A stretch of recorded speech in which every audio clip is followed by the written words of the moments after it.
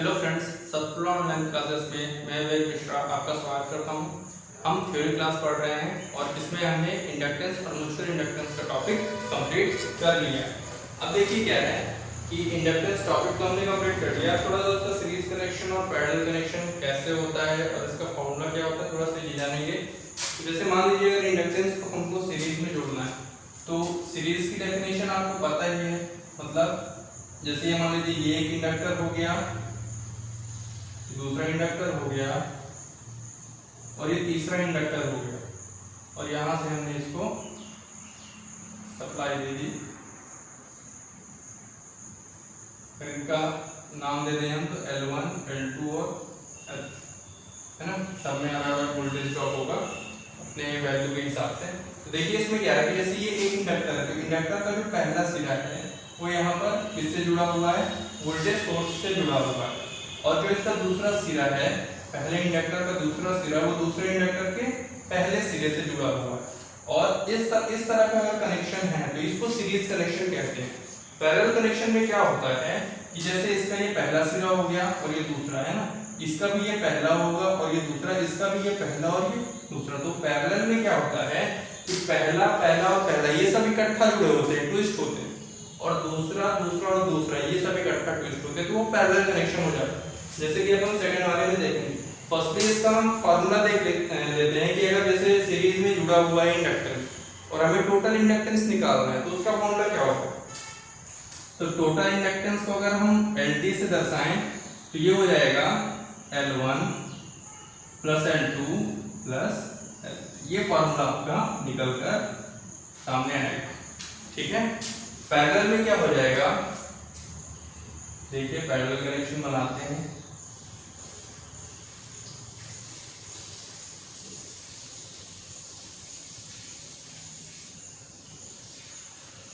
ठीक, अब जैसे इसको हमने 1 और 2, 1 और 2, 1 और 2, दो सिरे हो गए सबके, पहला सिरा दूसरा सिरा, इसका भी ये पहला वो दूसरा, ठीक है। अब क्या करेंगे, इन पहले सिरों को हम यहाँ पे ट्विस्ट कर देंगे। कर दिया, सबको ज्वाइंट कर दिया, ऐसे इसको भी ज्वाइंट कर देंगे, ये भी ज्वाइंट हो गए, ठीक है। अब ये ट्विस्ट होने के बाद यहाँ पे एक टर्मिनल बनेगा, उसको हम यहाँ पे क्या करेंगे, वोल्टेज सोर्स से जोड़ देंगे। उसी प्रकार से इधर का भी एक टर्मिनल और इससे हम जोड़ देंगे, ये हो जाएगा आपका L1, L2 और L। इसमें जो टोटल इंडक्टेंस होगा वो होगा 1/LT is equal to 1/L1 plus 1/L2 plus 1/L3। ऐसे ही जितने जुड़ते जाएंगे, तो मान लीजिए 4 है तो प्लस 1/L4 हो जाएगा। सीरीज में भी ऐसे होगा, मतलब n तक, ठीक है। n मतलब कोई नंबर है, जहां तक भी है हमको तो पता नहीं, अभी हम 3 का एग्जांपल लेके समझ रहे हैं, ठीक है। लेकिन क्वेश्चन में जितने आएंगे वो ऐसे ही जुड़ते चले जाएंगे। तो सीरीज और पैरेलल कॉम्बिनेशन है ये, ठीक है। सीरीज कॉम्बिनेशन है और ये पैरेलल कॉम्बिनेशन है आपका। इस प्रकार से फार्मूला होगा इनका, ठीक है, और इस प्रकार से कनेक्शन होगा। अब अपन थोड़ा सा सेल्फ इंडक्टेंस पढ़ेंगे। सेल्फ इंडक्टेंस क्या होता है, सॉरी सेल्फ इंडक्टेंस नहीं, प्योर इंडक्टिव सर्किट पढ़ेंगे अपन।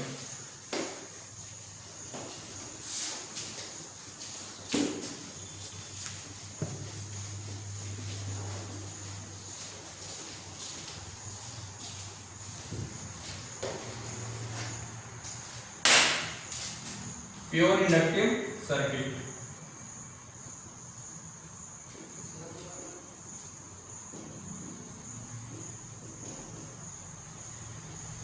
प्योर इंडक्टिव सर्किट का मतलब होता है शुद्ध प्रेरकीय परिपथ। अब शुद्ध प्रेरकीय परिपथ कब होगा, जब उसमें केवल क्या जुड़ा हो, प्रेरक जुड़ा हो। मतलब कोई एक सर्किट हो आपका,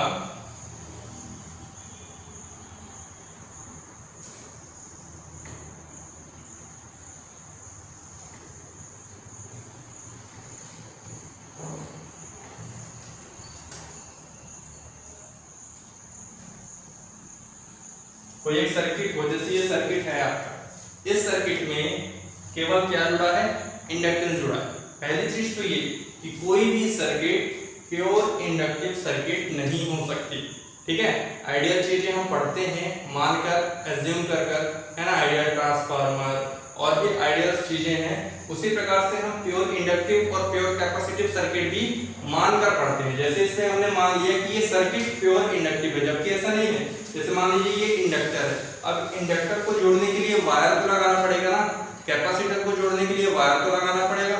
अगर वायर आ गया तो एक चालक आ गया, और चालक आएगा तो प्रतिरोध भी आएगा, है ना, रेजिस्टेंस भी आएगा, क्योंकि ये तो इंडक्टर है। इंडक्टर में एक्सएल होता है ना, इंडक्टिव रिएक्टेंस होता है, लेकिन कंडक्टर में क्या होता है, रेजिस्टेंस होता है। तो यहाँ पे कंडक्टर आएगा, वहां पे रेजिस्टेंस तो आ नहीं जाएगा। तो कोई भी सर्किट प्योर इंडक्टिव सर्किट या प्योर कैपेसिटिव सर्किट नहीं होती है, लेकिन यहाँ पे प्योर इंडक्टिव सर्किट है, तो हम एज्यूम करके मानकर वही चीज पढ़ेंगे। अब देखिए क्या होता है, प्योर इंडक्टिव सर्किट में केवल इंडक्टर जुड़ा होता है, ठीक है। अब इंडक्टर में क्या होगा, यहाँ पे ये वोल्टेज सोर्स हो गया और ये करंट सोर्स हो गया। यहाँ पे क्या होता है, V और I के बीच का एंगल हमें पता चलता है। जैसे मान लीजिए ये V है और ये I, तो जैसा कि हमने एज्यूम किया है प्योर इंडक्टिव सर्किट, इसमें क्या होगा कि जो करंट होगी आपकी वो वोल्टेज से 90 डिग्री लैग करेगी।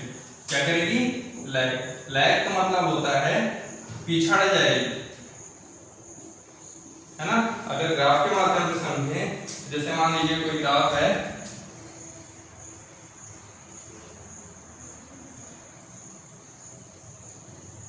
ये हमने वोल्टेज का ग्राफ बना दिया, है ना।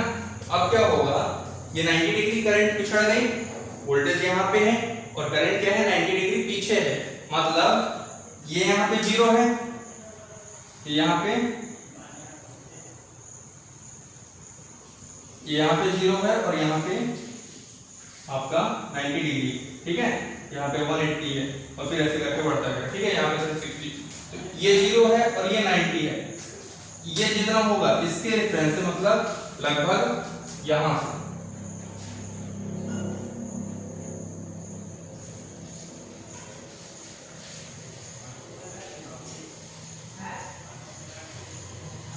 इस प्रकार से आपकी करंट जाएगी। मतलब ये V है और ये क्या है, I है। मतलब इससे क्या होगा, 90 डिग्री पिछड़ जाती है। ऐसा क्यों होता है, क्योंकि इसमें बैक EMF जनरेट होता है। इंडक्टेंस हमने पढ़ा है, उसमें एक EMF जनरेट होता है। तो क्या होता है कि स्टार्टिंग में मैग्नेटाइज होती है ना, चुंबकित होती है।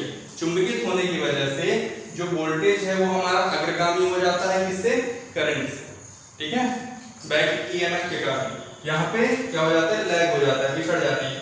अच्छा, अब इसको हम दूसरे तरीके से भी बोल सकते हैं, मतलब ऐसा भी बोल सकते हैं कि वोल्टेज करंट से 90 डिग्री लीड करता है ना। मतलब अभी हमने क्या बोला कि जो करंट है वो वोल्टेज से 90 डिग्री लैग है, लेकिन हम ऐसा भी तो बोल सकते हैं कि वोल्टेज जो है वो करंट से 90 डिग्री लीड है। लीड का मतलब तो समझते हैं, जैसे मैच वगैरह, फुटबॉल मैच, कोई भी मैच आपने देखा है, कितने की लीड हो जाती है। टेस्ट मैच देखते हैं तो लीड हो जाती है। लीड का मतलब बढ़ा, ये इतना ज्यादा बढ़ जाता है, मतलब 90 डिग्री आगे हो जाता है और ये 90 डिग्री पीछे हो जाता है। लेकिन क्या है कि हमने प्योर इंडक्टिव पढ़ा है, प्योर कैपेसिटिव भी पढ़ना है, तो हम किसी एक चीज को परफेक्ट मान लेते हैं। जैसे हमने करंट को बेस मान लिया, करंट ही रहेगा, तो करंट के अकॉर्डिंग ही हम लैगिंग और लीडिंग बताएंगे। तो करंट यहाँ पे पीछे हो गई तो हम लैगिंग बता दिए, अगर करंट आगे हो जाती तो हम लीडिंग बता देते, ठीक है। तो ये चीज समझ में आ गई होगी कि 90 डिग्री क्या करता है, लैग करता है। इसका एक फार्मूला भी होता है, जैसे मान लीजिए आपको V निकालना है या E निकालना है, तो इसका I निकालना है। I निकालने के लिए फार्मूला होता है E/XL। यहाँ से 3 फार्मूले बन जाएंगे, E भी निकाल सकते हो आप, I/XL, या XL भी निकाल सकते हो, E/I, ठीक है। इस प्रकार से 3 फार्मूले। पावर का फार्मूला होता है VI cos phi, आपको पता ही है पावर का फार्मूला क्या होता है, cos phi। ये जो phi है यही ये एंगल, ठीक है, 90 डिग्री जो है ये phi ही है, ठीक है, यही phi एंगल ही फेज एंगल कहलाता है ये, और ये V और I के बीच, V और I के मध्य होता है, ठीक है, दोनों के बीच में होता है। तो अब देखिए यहाँ पे अगर मैं वैल्यू रखूं तो V और I की तो ठीक है, phi की जगह क्या हो जाएगा, 90, cos 90 हो जाएगा। और cos 90 की वैल्यू आपको पता होगी 0 होती है ना। और अगर ये 0 तो ये सब तो इनटू में है तो 0। तो एक चीज यहाँ से एक और डाउट आपका क्लियर हो गया कि प्योर इंडक्टिव सर्किट और प्योर कैपेसिटिव सर्किट, जब उसके बारे में पढ़ेंगे तो उसको बताएंगे, दोनों की पावर हमेशा जीरो होती है, क्योंकि दोनों में V और I के बीच का जो एंगल होता है, जो पावर फैक्टर का एंगल होता है वो 90 डिग्री होता है, ठीक है, cos 90 होता है। इस कारण से उसमें पावर जो होती है जीरो होती है, मतलब उसमें पावर लॉस नहीं होता, ठीक है। पावर लॉस केवल किसमें होता है, रेजिस्टेंस में होता है, ठीक है। अब देखिए पावर का फार्मूला हो गया, करंट का फार्मूला हो गया, ठीक है। तो ये हो गया आपका प्योर इंडक्टिव सर्किट, ठीक है। इसके अलावा एक सर्किट और होती है इंडक्टेंस से रिलेटेड,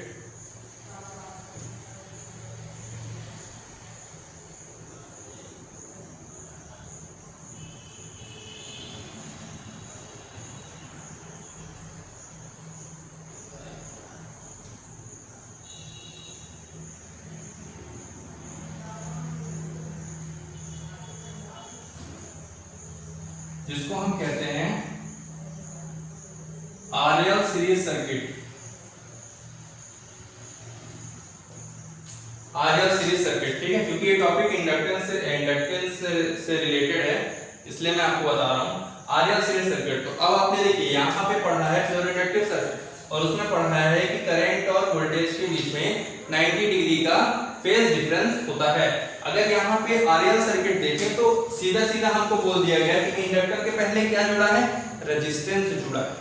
अब देखिए रेजिस्टेंस का जो फेज एंगल है, अगर मैं रेजिस्टेंस का डायग्राम बनाऊं तो ये V है और ये I है, मतलब रेजिस्टेंस का फेज एंगल होता है 0 डिग्री, और प्योर इंडक्टिव सर्किट का फेज एंगल होता है 90 डिग्री, होता है ना। ये प्योर और ये भी प्योर, मतलब प्योर रेजिस्टेंस है तो 0 डिग्री और प्योर इंडक्टिव है तो 90 डिग्री। लेकिन अगर दोनों हैं तो दोनों के बीच में होगा, इसकी भी कुछ वैल्यू होगी, इसकी भी कुछ वैल्यू होगी, है ना। अब ये हो सकता है कि अगर इसकी वैल्यू ज्यादा है, रेजिस्टेंस की वैल्यू ज्यादा, जैसे हम अगर एक ग्राफ बनाए यहाँ पे, मान लीजिए ये V है, प्योर इंडक्टिव का है, मान लीजिए रेजिस्टेंस की कुछ वैल्यू है जिसके कारण इनका जो रिजल्टेंट है वो ये आ रहा है, ठीक है, ये आ रहा आपका रिजल्टेंट, मतलब जो रिजल्टेंट एंगल है वो इतना है। अब अगर मैं रेजिस्टेंस की वैल्यू बढ़ाऊं तो रेजिस्टेंस की वैल्यू बढ़ाने पर क्या होगा, वो 0 डिग्री होता है प्योर में, तो अगर उसकी वैल्यू बढ़ेगी तो वो इसको क्या करेगा, इसका फेज एंगल कम करने की कोशिश करेगा, मतलब 0 डिग्री के पास लाने की कोशिश करेगा। तो ये जो रिजल्टेंट यहाँ है, अगर इसकी वैल्यू हम बढ़ा देंगे तो यही चीज कहां पे बन जाएगी, ये हो जाएगी, फिर इतना ही फेज एंगल रह जाएगा। या अगर इंडक्टेंस का बढ़ाएंगे तो 90 डिग्री के पास लाने की कोशिश करेगा, ठीक है। तो इस प्रकार से आरएल सर्किट में फेज एंगल इस प्रकार से निर्धारित होता है, ना तो 90 डिग्री होता है ना 0 डिग्री होता है, दोनों के बीच का होता है ना। अब जिसकी वैल्यू ज्यादा, अगर दोनों सेम वैल्यू के हैं, दोनों का वैल्यू एकदम मिडिल में आ रहा है तो 45 डिग्री हो जाएगा, सीधी सी बात है ना। अब इसका जो रिजल्टेंट होता है, जैसे मैंने यहाँ पे बनाया डायग्राम, तो इसका जो रिजल्टेंट होता है, जैसे एक VR है और एक BL है ना, तो VR और BL में क्या होगा,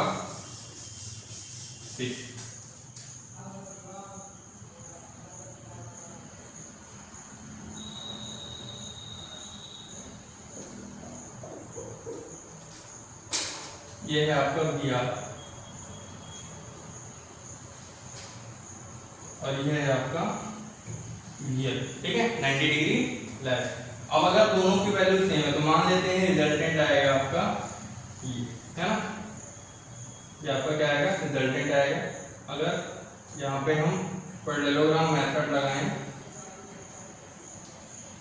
तो हम देख रहे हैं कि रिजल्टेंट हमारा यहाँ पे आ रहा है, जिसको हम VT कह देते हैं, ठीक है। अब ये रिजल्टेंट कैसे आएगा, तो रिजल्टेंट में होता है, इनका वेक्टर सम होता है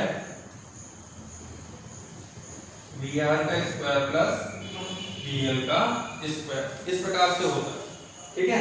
अब देखिए यहाँ पे होगा क्या, यहाँ पे एक नया फॉर्मूला आपको मिलेगा, ये सारी चीजें आपने नोट कर ली होंगी, अगर नहीं की है तो जब मैं पहले पढ़ा रहा था तो वीडियो पॉज करके नोट कर लेना, ठीक है, ये बहुत इंपॉर्टेंट चीजें हैं। इसको अगर हम सॉल्व करें तो देखिए हो जाएगा v²t हो जाएगा IR का स्क्वायर, है ना, क्यों, क्योंकि अगर रेजिस्टेंस की बात करें तो V बराबर IR होता है ना। और अभी हमने यहाँ पे पढ़ा कि V बराबर I × होता है, V और E सेम ही है, EMF और वोल्टेज, ठीक है, E से भी दर्शाते हैं और V से भी दर्शाते हैं, तो I इंटू एक्सएल होता है। तो अब IR का स्क्वायर हो गया और VL हो जाएगा I एक्सएल का होल स्क्वायर हो जाएगा। अब देखिए क्या होगा यहाँ पे, V स्क्वायर का इस साइड का स्क्वायर हट के इधर रूट लग जाएगा, तो VT is equal to under root I square R square plus I square XL square. अब देखिए क्या होगा, यहाँ से I स्क्वायर कॉमन ले लेंगे,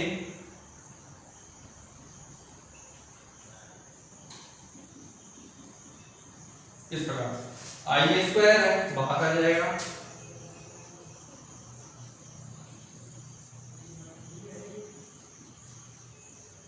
I को इसके अपॉन में लाएंगे,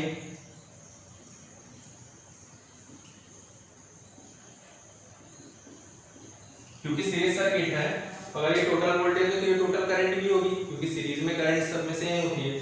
अब देखिए यहाँ पे क्या हो जाएगा, VT अपॉन I इंपीडेंस आ जाएगा, Z आ जाएगा, ठीक है,